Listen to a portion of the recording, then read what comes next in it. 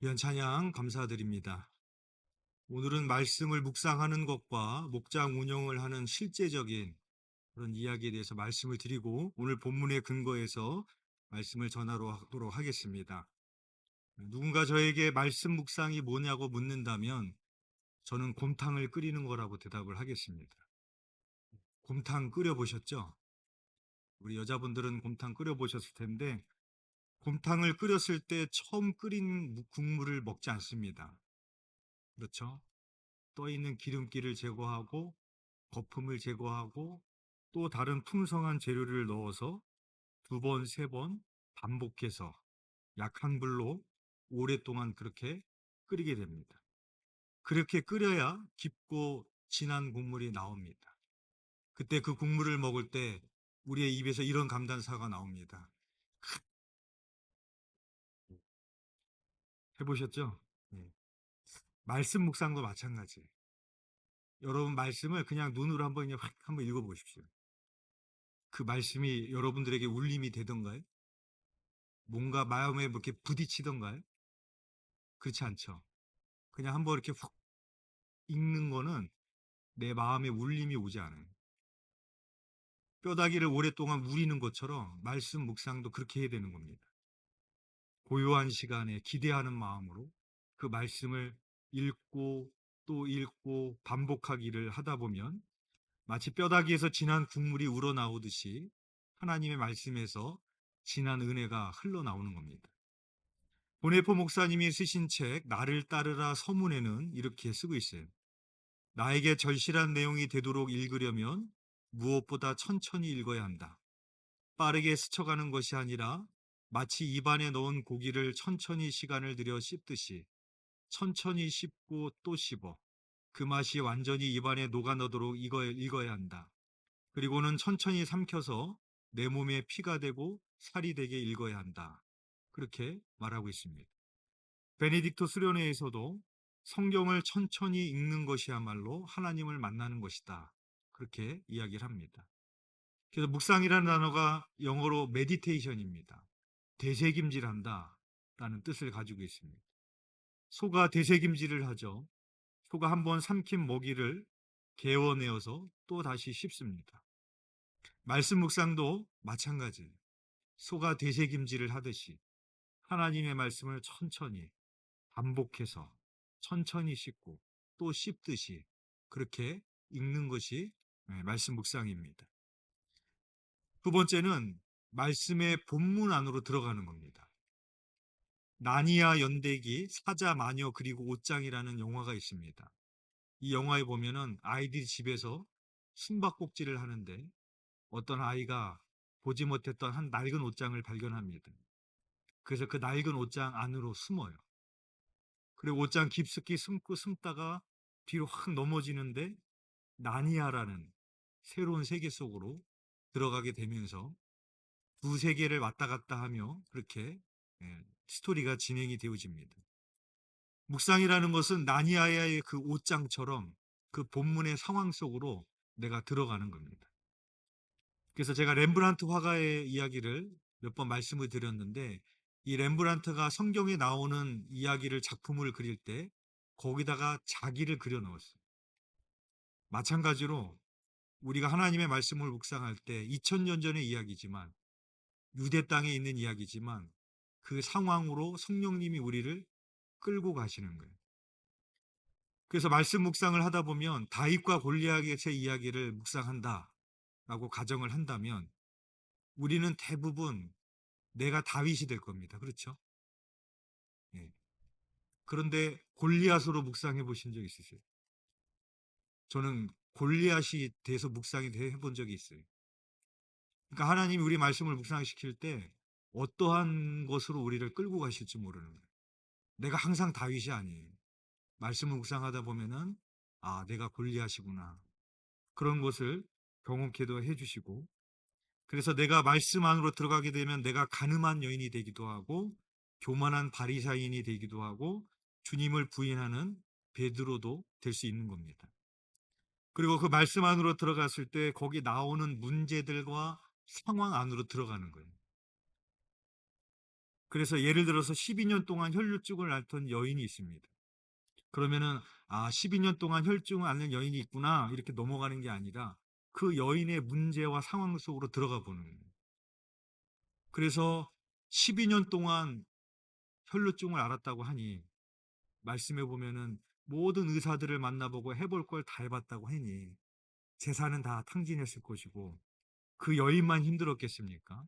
지금도 가족 중에 한 사람만 아파 보십시오. 그 정도로 중증이 있는 사람, 한 사람만 아파도 온 가족이 힘듭니다. 그렇죠? 그러니 그 혈루증을 앓는 여인이 본문에는 그 가족의 이야기는 나오지 않지만 그 가족들은 얼마나 힘들었을까? 그런 것들을 그렇게 묵상하면서 그 상황 속으로, 문제 속으로 우리가 들어가 보는 겁니다. 그리고 말씀을 통한 성령의 계시에 대해서 내 안에서 일어나는 반응들을 살피는 겁니다. 디모데후서 3장 16절에 보면 모든 성경은 하나님의 감동으로 된 것으로 교훈과 책망과 바르게 함과 의로 교육하기에 유익하니라고 말하고 있습니다. 따라서 말씀을 묵상할 때 우리 안에 어떤 생각, 느낌, 결단, 깨달음, 책망, 질문, 거절 이런 반응들이 올라오게 됩니다. 그런 것들을 살피는 겁니다. 그리고 그런 것들을 이제 묵상을 하는 겁니다. 그리고 나서 이제 맨 마지막에는 오늘 주신 말씀으로 기도를 하는 겁니다. 말씀을 묵상하고 기도할 때는 말로 하는 것보다는 적는 게 더 좋습니다. 길게 적진 않더라도 되도록이면 묵상한 거는 기도는 적는 게 좋습니다. 여러분 매일 성경에다가 빈 공간이라도 뭐 단 한 줄이라도 두 문장이라도 기도문은 좀 적는 게 좋습니다. 그래서 영성일기라는 걸 또 쓰잖아요. 그렇죠? 그래서 말로 기도하는 거하고 내가 글로 쓰는 거하고 기도가 다릅니다. 어떤 목사님의 묵상 후에 기도문을 한번 읽어드리겠습니다. 살인하지 말라는 말씀을 듣습니다. 손으로 살인을 하지 않았지만 마음과 생각으로 수없는 살인을 하였습니다.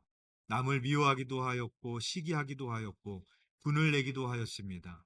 주님 저를 긍휼히 여겨 주옵소서. 또한 눈으로도 살인을 하였습니다. 남을 경멸하고 업신여기는 눈빛으로 바라보기도 하고 저주하는 눈빛으로 바라보기도 하였습니다. 주님 저를 긍휼히 여겨 주옵소서. 입으로도 살인을 하였습니다.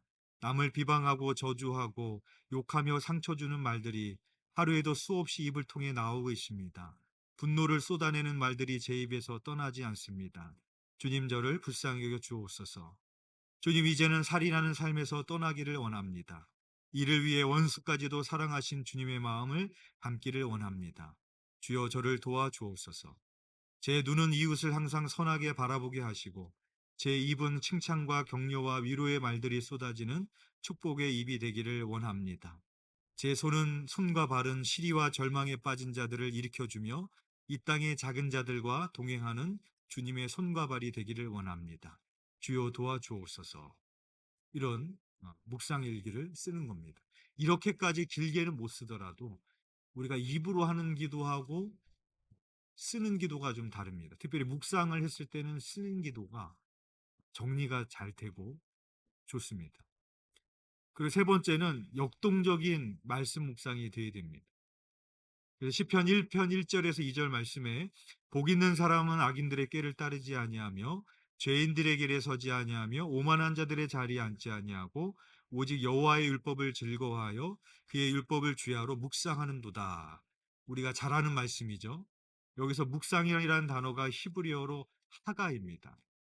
근데 이 시편 1편의 이 묵상이라는 단어가 이사야서 31장 4절에 나오는데 여호와께서 이같이 내게 이르시되 큰 사자나 젊은 사자가 자기의 먹이를 움키고 으르렁거릴 때 여기서 으르렁거리다라는 단어가 묵상하다, 하가라는 단어가 쓰였어요. TV에서 동물의 왕국을 보면 사자가 먹이를 사냥합니다. 그때 하늘의 독수리가 허시탐탐 그 먹이를 뺏어가려고 노리고 있습니다. 때로는 하이에나가 때로 몰려와서 틈만 나면은 사자 몰래 그 먹잇감을 채워가려고 기회를 엿보는 그런 장면을 여러분들 보셨을 겁니다. 그때 사자가 어떻게 하는가 하면은 사자가 먹이를 뺏기지 않으려고 먹이를 발로 채면서 포효를 합니다. 그러면 하이에나가 무서워가지고 그 순간에 다 도망을 가요. 묵상이라는 뜻이 바로 그런 뜻입니다. 으르렁거리다. 내 먹이를 빼앗기지 않으려고 꽉 잡아채면서, 말씀을 꽉 잡아채면서 으르렁거리는 것. 이게 묵상이라는 뜻입니다. 주일날 예배 시간에 말씀을 듣고 은혜를 받는데 며칠이 가지 못합니다. 며칠이 뭡니까? 몇 시간도 가지 못합니다. 사단이 나에게 염려, 근심, 유혹, 두려움, 게으름, 낭망, 절망을 줘서 내 영혼의 말씀이 심겨지지 못하게 빼앗아 간다라는 것을 아셔야 됩니다. 그래서 좋은 묵상은 듣는 것도 중요하지만 빼앗기지 않게 해야 되는 거예요. 심겨지게 해야 되는 겁니다. 그래서 씨 뿌리는 비유가 있잖아요. 길가에 돌밭에 가시떨기에 옥토에 뿌려지는데 길가에 있는 거는 새들이 와서 주워 먹어버립니다. 돌밭에 뿌려진 말씀은 기쁨으로 받았지만 환란이나 박해가 있으면 곧 넘어집니다. 가시떨기는 말씀을 듣지만 세상의 염려와 유혹에 맞춰서 결실하지 못합니다. 그러나 옥토와 같은 밭은 100배, 60배, 30배의 결실을 맺는다라고 말하고 있습니다. 그래서 어떤 밭이 옥토인가, 누가 옥토인가, 말씀을 묵상하고 말씀을 듣고 빼앗기지 않는 사람. 그것을 내 심령에, 내 마음밭에 심겨서 그게 자라가고 있는 사람. 바로 그런 사람이 옥토이고 우리가 말씀 묵상을 또한 그렇게 해야 되는 겁니다. 제가 핸드폰 캘린더에다가 이제 1월 2일부터 매일 성경으로 이제 새벽 예배를 인도해야 되니까 거기다가 입력을 했어요. 1월 2일에다가 매일 성경 새벽 예배 딱 입력을 했더니 놀라운 일이 벌어졌어요. 핸드폰 캘린더에 365일에 전부 매일 성경, 매일 성경, 매일 성경, 매일 성경 이렇게 딱 뜨더라고요. 여러분들도 한번 해보세요. 실수로 제가 알고 한 건 아니지만 이게 활성화 기능이 있어서 그런 것 같아요. 매일이라는 단어가 있으니까 이게 자동으로 캘린더에 365일에 매일 성경이 다 채워지더라고요. 적히더라고요. 근데 제가 그걸 보면서도 은혜를 받았어요. 야, 매일 묵상하라는 뜻이구나. 우리 묵상하는 사람은 이런 것에서도 하나님의 음성을 들을 수 있어요. 여러분들 한번 해보시면 좋을 것 같아요. 그래서 말씀의 묵상을 매일 하셔야 됩니다. 주일날만 매일 성경 가지고 와가지고 그날만 목장에 들어가가지고 묵상 나눔을 하시면 안 돼요. 왜냐하면 말씀 묵상에는 흐름이라는 게 있는데 그 흐름을 우리가 같이 가야 됩니다. 우리는 오늘 길갈에서 기념비를 세웠는데 누구는 아직도 요단강을 건너지 않고 요단강도 건너지 않아 놓고서 갑자기 길갈에 가서 기념비를 세우고 감사하려고 하니까 얼마나 어렵겠어요, 그 묵상이. 그렇죠? 주일날 갑자기 길갈에 가서 기념비를 세우려고 하니까 이렇게 묵상이 와 닿냐고요. 그러니까 우리 공동체가 묵상의 흐름이 같이 가야 돼요. 요단강을 건너갔던 묵상이 있어야지만이 길갈에서 기념비를 세우는 묵상의 의미가 깊어지는 거예요. 그렇기 때문에 주일날만 하시는 게 아니라 매일 하시는 그런 훈련과 습관이 있어야 되고 공동체가 같이 가야 됩니다. 그래서 지금 평일에도 새벽 큐티에 매일 성경 본문으로 지금 하고 있습니다. 그래서 교회에 오셔서 같이 묵상하시는 게 제일 좋지만 힘드시더라도 온라인으로 같이 묵상하시고 그리고 매일 묵상 가이드라인을 그 마을장 목장님 방에다가 올려드리고 있습니다. 그럼 우리 목자님들이 각자의 목장방에다가 그 가이드라인을 그날의 가이드라인을 이렇게 올려주시는데 그냥 퍼다 나르지 마시고 목자님들 보고 하라는 이유는 짧게라도 그 하루하루의 좀 목자원들을 생각하라고 그걸 올리면서 짧게라도 아침 인사도 하고 사랑한다고도 하고 오늘 같이 묵상합시다 격려도 하고 내가 이미 묵상을 했으면 그것 묵상 나눔의 내용도 좀 올려도 보기도 하고 그렇게 하시라고 하고 있는 겁니다. 그렇게 하다 보니까 저희 목장 같은 경우는 우리 김태진 권사님이 저보다도 더 열심히 올려주시는데 그날 묵상의 내용을 이렇게 막 올려주시더라고요.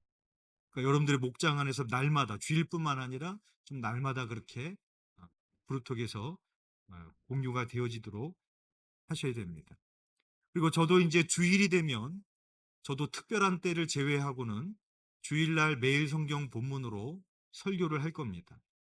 그러면 여러분들은 매일 성경과 주보에 나와 있는 목장 나눔에 메모를 하시고 목장으로 모이실 때 그거를 참고로 해서 이제 목장을 진행을 하시면 됩니다. 그리고 교회 홈페이지에 온라인 주보가 올라갑니다. 그래서 주보가 없으시더라도 핸드폰으로 교회 홈페이지에 들어가면 목장 나눔의 내용을 볼 수 있습니다.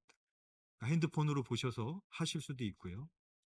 그리고 다음 달부터 이제 오늘처럼 매월 첫째 주 연합 목장으로 모일 때는 주일 오후 예배 때는 이제 매일 성경 본문으로 말씀을 전하고 연합 목장으로 모일 때만 얘기를 하는 겁니다. 아닐 때는 대예배 때 하고 주일로 연합 목장으로 모일 때는 오후 예배 때 제가 이제 매일 성경 본문으로 말씀을 전하고 그리고 오전에는 다른 본문으로 말씀을 전하겠습니다. 전에는 목사님이 말씀 묵상을 하고 전해주시는 말씀만 들었다면 이제부터는 여러분들이 직접 말씀을 묵상하는 거룩한 습관을 가져가셔야 되는 겁니다. 강남중앙교회도 매일 성경 본문으로 목장을 운영하고 설교하기 때문에 오늘 저희 교회랑 본문이 같습니다. 오늘 주일에 장찬현 목사님이 어떤 설교를 하셨는지 묵상 나눔 내용을 잠깐 보고 왔습니다. 핵심은 이런 내용입니다. 홍해 바다를 건넌 것을 우리가 감사하고 그러나 요단강은 믿음과 순종으로 건너갈 수 있는 강이다. 이런 나눔을 가지고 설교를 하셨더라고요. 똑같은 본문이지만 제가 묵상한 내용과 장찬영 목사님이 묵상한 내용이 다릅니다. 우리가 왜 목장에서 묵상 나눔을 해야 되냐면 목장 안에서 들어가서 묵상 나눔을 하게 될 때 오늘 목사님이 이 본문으로 어떻게 묵상을 했는지 그 은혜가 있고 오늘 우리 목자가 묵상한 포인트가 다르고 함께 나누다 보면은 우리 목자원들의 묵상의 포인트가 달라요. 그렇죠? 저 사람은 저거에 저렇게 은혜를 받았구나. 전혀 생각지 못했던 남이 받았던 은혜를 같이 공유할 수가 있겠죠. 그래서 함께 나누다 보면은 보다 더 풍성한 은혜가 되고 영적 뷔페가 되는 겁니다. 그렇게 목장 운영이 이제 운영이 돼야 되고요. 우리 매일 성경이라는 책에 보면은 이 매일 성경의 묵상의 포인트는 두 가지로 끌고 갑니다. 첫 번째는 하나님은 어떤 분인가? 그리고 두 번째는 나에게 주는 교훈은 무엇인가? 항상 이 기본적인 두 포인트를 가지고 묵상을 하게 되어 있습니다. 교재에 나와 있습니다. 그래서 여러분들도 그 포인트에 맞춰서 뭐 이렇게 묵상을 하시고요. 목장에서 드려지는 헌금은 선교 헌금으로 사용하기로 했습니다. 그러니까 목장에서 이제 헌금을 드리실 때도 형식적으로 드리지 마시고 그 선교지를 생각하며 선교 헌금을 드리는 마음으로 드리셔야 됩니다. 그리고 목장에서 이제 기도로 마무리하시는데 오늘 주셨던 말씀을 가지고 기도하고 그리고 목장 안의 지체들을 위한 중보 기도를 할 수도 있겠죠. 어떤 문제가 있고 누가 아프고 뭐 자녀들이 뭐 시험을 준비하고 있는 그런 목자들의 기도 제목을 가지고 중보를 하시고 또 교회를 위해서 기도하시고 그리고 이제 마을마다 이제 선교할 곳이 생겼잖아요. 그렇죠? 그래서 누구는 선교사님을 후원할 수도 있고 뭐 누구는 어디 선교지를 비전 교회를 섬길 수도 있고 이제 마을마다 선교지가 달라집니다. 그러니까 물질만 이제 보내는 게 아니라 이제 목장에서 모였을 때 선교지를 위해서 또 기도하시고 그래서 또 그 선교지하고 또 같이 가는 거죠. 그 선교지에서 보내주시는 기도 제목이 있다면 그것도 같이 기도하고 이제 그렇게 목장이 운영되면 됩니다. 오늘 본문인 시편 119편은 성경에서 가장 긴장입니다. 근데 모든 내용이 주제가 하나님의 말씀입니다. 박관체라는 형식으로 쓰였는데 박관체는 머리를 밟아간다라는 뜻입니다. 그래서 히브리어 알파벳 순서대로 8연씩 그렇게 이어지는 형식으로 쓰여져 있고 그래서 마치 옷감에 아름다운 수를 놓듯이 쓰여진 이 아름다운 시편이 119편입니다. 오늘 말씀을 통해서 짧게 네 가지만 이 시인들에게 하나님의 말씀이 어떤 의미였는지 우리에게 하나님의 말씀이 어떤 의미인지 함께 나누도록 하겠습니다. 첫 번째로 시인은 하나님의 말씀을 나의 즐거움으로 나의 충고자로 삼았습니다. 24절에 보면 주의 증거들은 나의 즐거움이요 나의 충고자니이다. 하나님의 말씀은 나의 즐거움이고 나의 충고자입니다. 이렇게 고백을 하고 있습니다. 시편 119편 전체에서 이 말씀에 대한 태도가 나오는데 주로 나오는 단어들이 이런 단어들입니다. 즐거워하며 바라며 사모하며 읊조리며 이런 말씀이 나옵니다. 20절에 보면 주의 규례들을 항상 사모함으로, 97절에 보면 내가 주의 법을 어찌 그리 사랑하는지요 내가 그것을 종일 작은 소리로 읊조리나이다. 내가 주의 말씀을 조용히 읊조리려고 148절 내가 새벽녘에 눈을 떴나이다. 이런 내용이 나오고 있습니다. 여러분 아침에 눈을 뜨자마자 제일 먼저 무엇을 하시나요? 우리는 핸드폰을 제일 먼저 켜잖아요. 그렇죠? 그러나 시인은 제일 먼저 하나님의 말씀을 읊조리려고 내가 사모하여 새벽녘에 눈을 떴다. 그런 고백을 하고 있습니다. 경건하고자 하는 성도는 성경으로 하루의 문을 열고 성경과 하루 종일 산책을 하고 성경으로 하루의 문을 닫는 삶을 살아야 됩니다. 또한 시인은 하나님의 말씀에 대해서 나의 충고자니이다, 나의 모산이이다 라고 고백을 하고 있습니다. 여기서 시인은 하나님의 말씀에 대해서 두 가지로 고백하는데 이는 자신이 처한 상황과 무관하지 않습니다. 143절에 보면 환난과 우환이 내게 미쳤으나 주의 계명은 나의 즐거움이니다 라고 말하고 있습니다. 주 시인은 자기를 둘러싼 모든 사람들에게 비난의 대상이 되었고 낙심이 되었지만 나에게 주신 말씀 속에서 극복할 수 있는 힘을 찾았고 그로 인해서 기뻐할 수 있다라고 고백하고 있습니다. 이런 고백을 한 대표적인 인물이 바로 다윗이죠. 늘 자신을 향한 대적들의 음모가 있었지만 하나님의 말씀이 이끄시는 대로 살았을 때 그것이 가장 큰 지혜의 길임을 기억했고 하나님의 말씀을 자기의 충고자로 모사로 삼았던 사람이 바로 다윗이었습니다. 바라기는 하나님의 말씀을 날마다 여러분의 삶의 즐거움으로 충고자로 삼고 살아가시기를 축복합니다. 두 번째로 시인은 하나님의 말씀을 고난 중에 위로로 삼았습니다. 50절입니다. 이 말씀은 나의 고난 중에 위로라. 주의 말씀이 나를 살리셨기 때문이다. 라고 말하고 있습니다. 제가 한번 어떤 교우분의 병원 신방을 간 적이 있습니다. 큰 수술이었기 때문에 저 역시 걱정되는 마음으로 갔었습니다.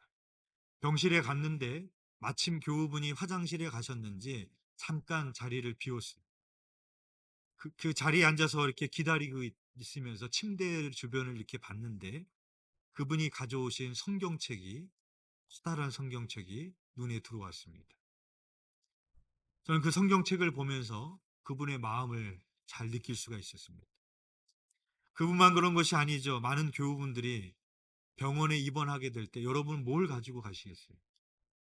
병원에 입원해서 큰 수술을 앞두고 있을 때 여러분에게 뭐가 위로가 되겠습니까? 핸드폰을 보면 위로가 될까요? 유튜브를 보면서 수술 전에 유튜브 보면서 웃음이 나올까요? 드라마를 보면서 위로를 얻으시겠습니까? 그때 우리가 어디에서 위로를 얻을 수 있겠습니까? 하나님의 말씀 아니겠습니까? 그래서 시편은 하나님의 말씀이 나의 위로가 된다. 그렇게 고백하고 있는 것입니다. 바라기는 힘들고 어려운 순간 속에도 하나님의 말씀을 묵상하면서 위로받으시기를 주님의 이름으로 축복합니다. 세 번째로 시인은 하나님의 말씀을 자기 인생의 등불로 삼았습니다. 105절 말씀입니다. 주의 말씀은 내 발의 등이요 내 길의 빛이니이다. 제가 이 이야기를 좀 많이 말씀을 드려서 또 반복하는 거 싫어하더라고요, 성도님들이. 이해하고 들으시면 좋을 것 같습니다. 제가 이 말씀을 몸으로 느낀 적이 있어요. 이사하기 전에 저희 사택에 살 때 이제 새벽 예배를 가려면 이제 불을 켜지 않고 이제 마루에서 걸어 나오면 좀만 걸어 나오면 현관에 그 센서 등이 있어서 불이 탁 켜져요. 그러면은 이제 신발을 신고 이제 새벽 예배를 갑니다. 근데 한 번은 새벽 예배를 가려고 걸어 나왔는데 이 센서가 고장이 났는지 이 불이 안 켜지는 거예요. 근데 그 불이 갑자기 안 켜지니까 당황스럽더라고요. 신발을 못 신겠어요. 내 신발이 어디 있는지도 모를 뿐만 아니라 신발을 신지 못하겠더라고요. 그때 이 말씀이 떠올랐습니다. 주의 말씀은 내 발의 등이요 내 길의 빛입니다.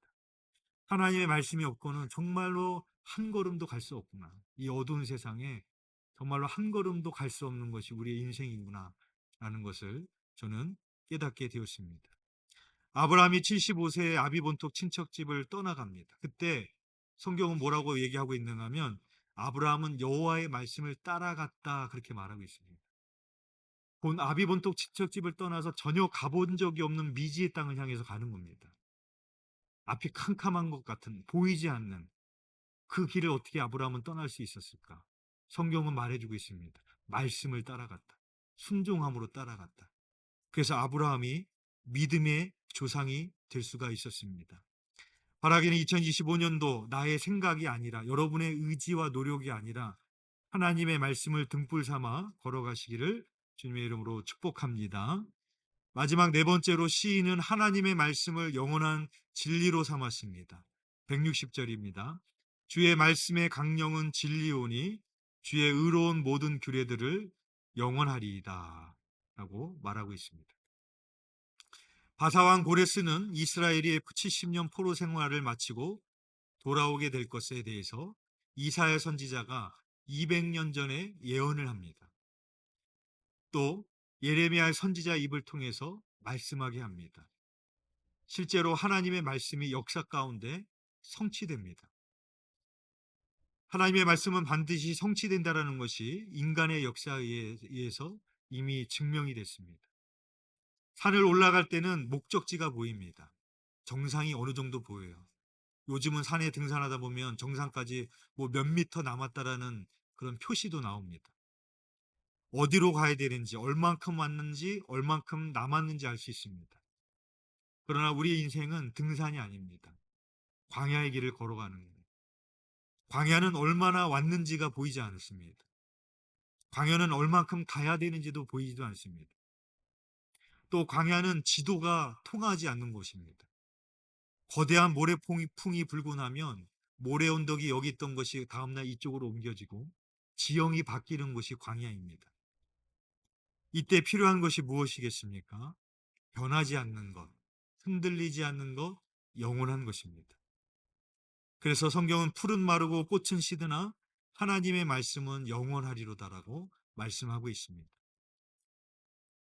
2025년 올 한 해도 바라기는 날마다 말씀을 묵상함으로 진리를 따라 걸어가시는 저와 여러분이 되시기를 주님의 이름으로 축원드립니다.